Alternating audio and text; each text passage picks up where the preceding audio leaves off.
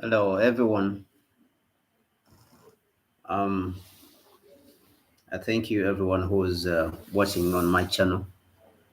I just want to talk about a few important things today related to Africa and the period in which we are living in. If you look at Africa today, it is not in a state in which we want it to be. Africa um, is in if you say an unsatisfactory situation. What is going on today is not what we as the youth of the continent we would want to see. And in fact, a lot of people, the majority of Africans, they are not really happy about the situation of the continent and the state of the continent, the state in which our continent is. So I just wanted to put this in context of world events and what is going on in the world. Now, if you look at what has been transpiring since 2020, the world has really changed. There is a global shift in power that is going on. And that shift in power started in 2020 with the emergence of coronavirus. This shift in power is actually reminiscent to the shift in power that happened starting in the year 1945. But the people who were the youth during the year 1945 were organizing, like when we look at today, we can see that there is a lot of people who are organizing around the continent. And by organizing, I mean there is those people who yearn to see a new Africa, and they are searching for answers. They are searching for a new way. They are thinking outside the box. They are complaining about the situation. We can see people like PLO Lumumba has been speaking about the situation of Africa starting way back into in the year 2000s, when he started releasing information to try to wake people up about the situation and what is going on. Now, since 2020, there was the emergence of coronavirus. This coronavirus revealed something fundamentally wrong with the current system which we are running in the world. And by the system, I mean the neoliberal system that we are running today in the world. Neoliberalism reached its peak, if I may say, and then it started declining. And the year 2000 revealed like the structural weakness in this system. So when I spoke about neoliberalism, I meant, or I mean, the system which came from the Western world, whereby they force different countries and nations to vote, even when they don't want the system. Sometimes they use force, like when we see what happened in Iraq, we see what happened in Afghanistan. They went there to remove the way people live and try to force a new system in place. We saw what happened with Colonel Muammar Gaddafi in Libya, that they reached a point and they even killed him, is because they were trying to force a system on a place. And so this is neoliberalism. And then they force the system of market economy, which is not necessarily just, but it is forced in a certain way that it favors only the Western powers. They use institutions like the World Bank, the United Nations, the IMF, and all the other NGO institutions that are being used right now and that have been used historically to impoverish, especially when it comes to the global south. Now, to the global south. Now, when it comes to Africa, Africa has been changing through history. There is certain big waves that have been happening in world history that have affected in turn Africa. Like for example, I will go back to the year 1791. That year was fundamental in that the year 1971, Britain and France, they were under contestation. There was a struggle between Britain and France, that they were contesting for global, supremacy, economic supremacy of the world, that they started fighting against each other. And during 1791, there is something which had happened before, and it happened in 1776, whereby the United States gained its independence from Britain in 1776. So that led to Britain losing the United States as a colony. So there was an amalgamation of events. When you look at Nkrumah, there is a statement which he made and said that he doesn't believe in the theory of great men. He believes that great men are products of an amalgamation of events, or what he called the forces, material forces and historical forces, that when those forces converge together, these great men, they notice those periods in history and they take advantage. So this is what we are trying to talk about right now, and this is what I'm trying to point out, that in the year 1791 there was certain events that converged that led to the slaves in Haiti under the leadership of Toussaint Louverture and Dessalines, to start struggling against France and then gain independence, which led consequently to the complete, stoppage of slavery around the world. Now, come to the year 1945, which I mentioned. Also, there was an amalgamation of events around there. 1945, Europe was just coming from from World War II, and the Africans had risen to a certain level of consciousness during that period, whereby the Africans were looking for answers on how to liberate the continent from colonialism. Because remember that when slavery was stopped, at the start of the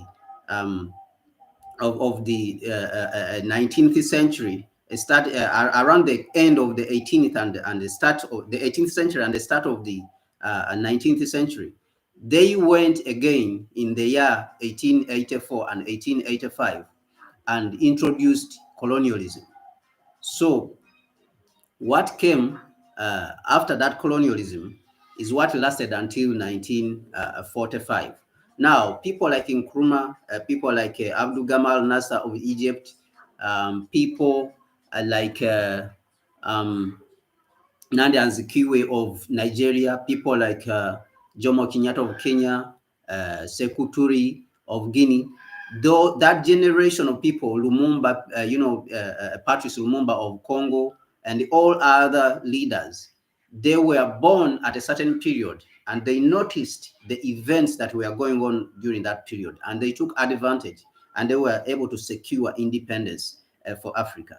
So why am I saying this?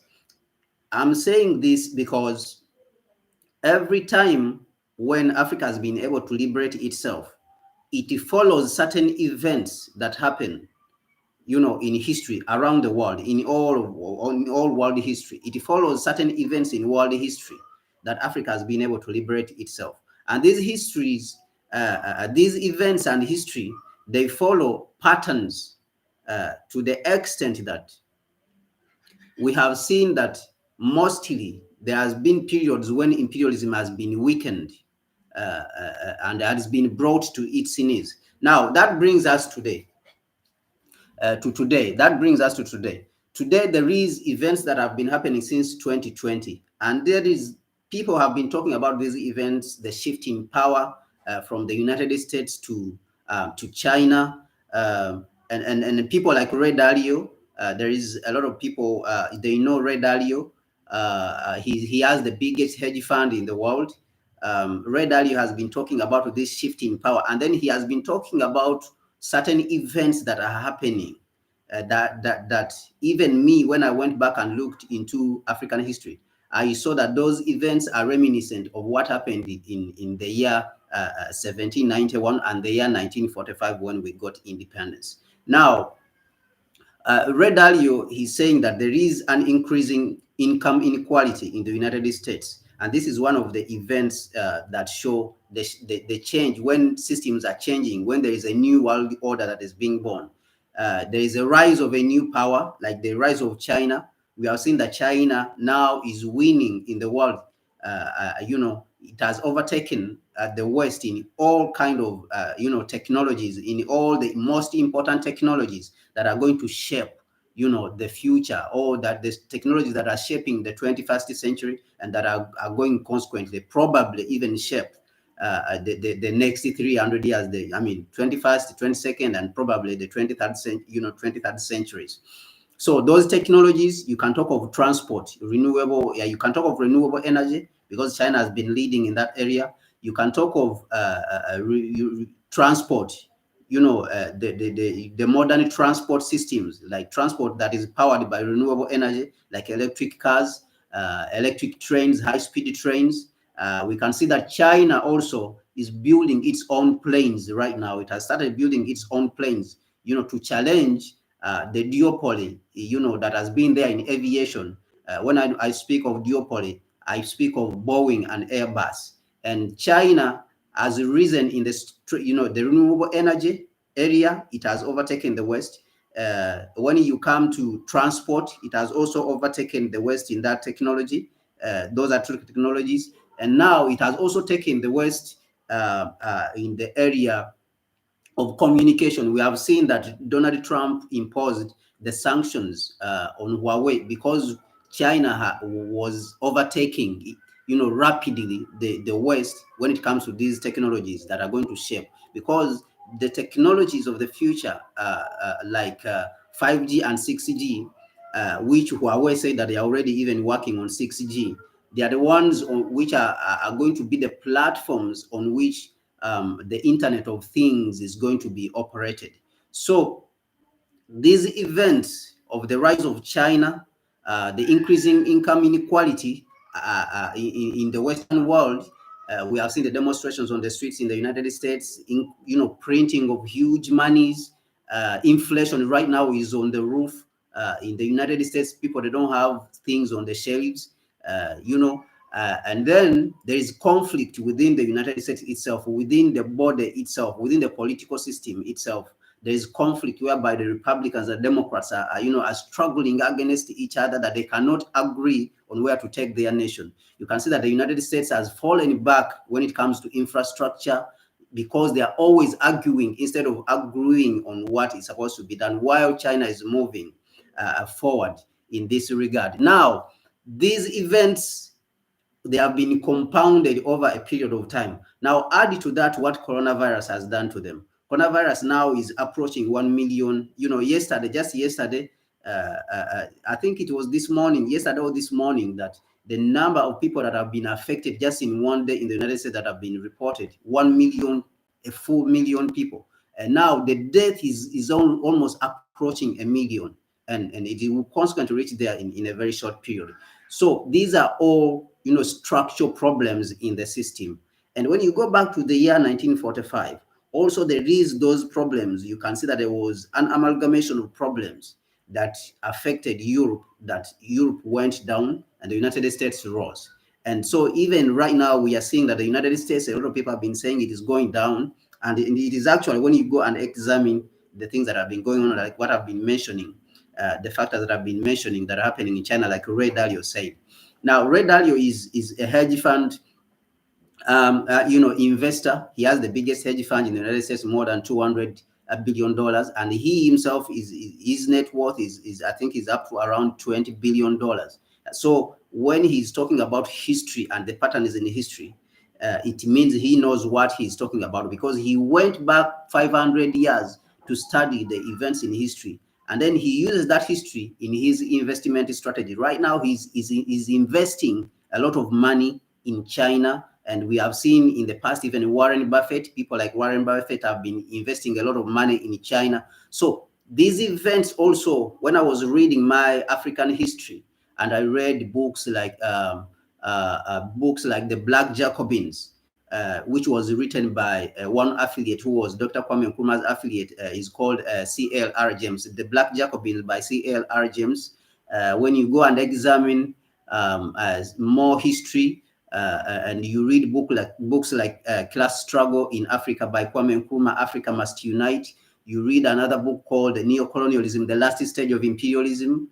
On that book, you can read another one, which you can add, is called The Riot Act, which was written by Professor Hannington Mobaiwa. That book was released in 2020. Another book which was released in 2021 is called the New World Order, Principles of Dealing with the Changing World Order by Ray Dalio. And then you can read another book which is called The Third Industrial Revolution. So these all, they show you the events that are happening and where the world is going, is transferring to, and where the power is transferring to. So this, why did I want to bring it up? I wanted to bring it up because for Africa, those people who were born in a certain period, they have to be preparing themselves right now. And they have been, those people who were born in a certain period and have been preparing themselves for this period, they would make history. In the next 15 years, Africa is going to be different. It's going to be a different place because now we are pushing away a changing world order, a new, an old paradigm. We are pushing away an old paradigm that has not been working for us. And then we are bringing a new system. So those people who are going to be architects of a new system have to be ready by now. By now, they have to be ready within the Pan-African circles, discussing, where our continent is supposed to go. And those people who want to see a good Africa, a better Africa, a strong Africa, like recently what Burna Boy said, that we are trying to integrate Africa, to unite Africa, so that Africa can be better and stronger. So those people who want to see a united Africa and a prosperous Africa, by now they should be ready. They have to be ready by studying the events that have been going on. People like Robert Kiyosaki, who is an investor, also have been talking about these things. A lot of people have been speaking about the events that are going on around the world, the way the West has gone down. People like Kishwa Mabubani. There's a lot of people who have been speaking about these economists. So where does Africa fit in now?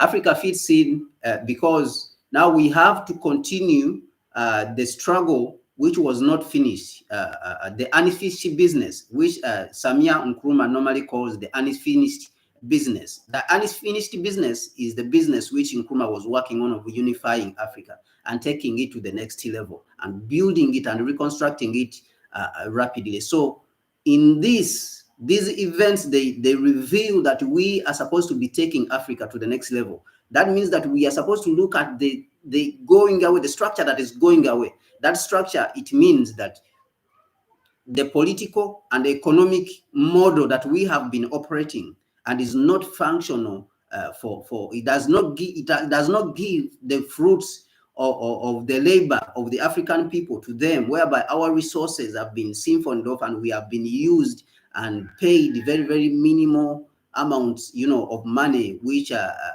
somebody will call penury. We have been reduced to penury and poverty, and they have been taking our resources like oil, gold, and all the other resources which I will not mention. It is time for us to create new systems. It's time for us to create a new political system, and these systems are there. We have wise people, we have smart people, within ourselves, within the Pan-African circles, within the Africans themselves on the continent, and those ones abroad. When I talk about Africans abroad, I mean all people of African descent, like what Nkrumah said, that all people of African descent, whether they live in North, South, everywhere, are Africans and belong to the African nation. So these events, I repeat, are revealing something to us as Africans. And they are revealing to us a new way of doing things. They are revealing that we should adopt a new way of doing things. The old way has not been working for us. the people who have been going around making noise, they are politicians, they are what, they are the leaders, they are the presidents. We have now to not give them an ear again. We have to look at new systems now. We are talking about new economic systems, new political systems, and then new cultural systems. These are the things which Nkrumah envisioned before he left the stage and he was overthrown in the year 1966. So there is a plan already which has been going about, and we have been discussing them for a very long time. The plan is called the Rapid Africa Plan. We have been speaking about this plan for a very long time, since the year 2020, when the book on which that plan is based. And that plan is supposed to be guided by a philosophy, or what you may call an ideology, a philosophy and an ideology. And the foundation of this plan is supposed to be that ideology or philosophy, which is anchored in the thinking of our ancestors. So when we are talking about government systems, we are supposed to construct government systems that are based on our ancestors, on the thinking of our ancestors. When we are constructing economics, we are supposed to be constructing economics not according to the World Bank or IMF and what they are telling us. No, we're supposed to be constructing economic systems based on what our ancestors envisioned. What did Nkrumah envision as an economic model for our continent? What did our ancestors like Walter Rodney envision for our continent as an economic model? What did W.E.B. Du Bois envision for our continent as an economic model? So these are the things which we are supposed to be thinking about and be looking at. So right now, there is things that are going on. A lot of things are going on right now, like I said. And we, the new generation, the youth, if you are in your youth, then you are supposed to be preparing yourself to support, to play an active role.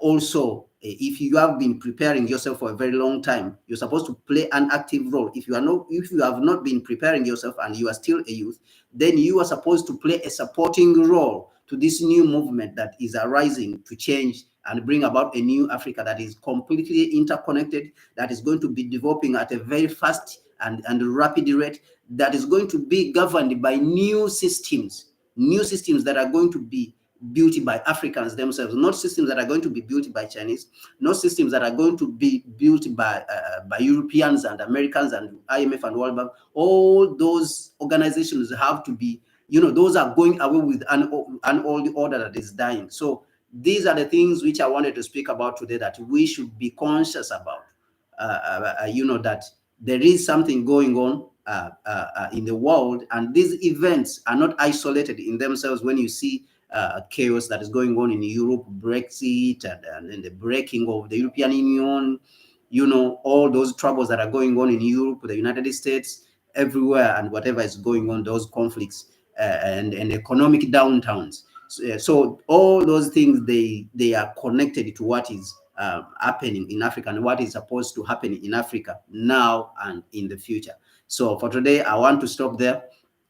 I will continue to come, and we will come and share what we see that is the right thing to do on this, our continent, what we see that is the right direction for us to take for our continent, and as people who are so much concerned about the affairs of our continent and the affairs of our people, all African people are living around the world. So I thank you.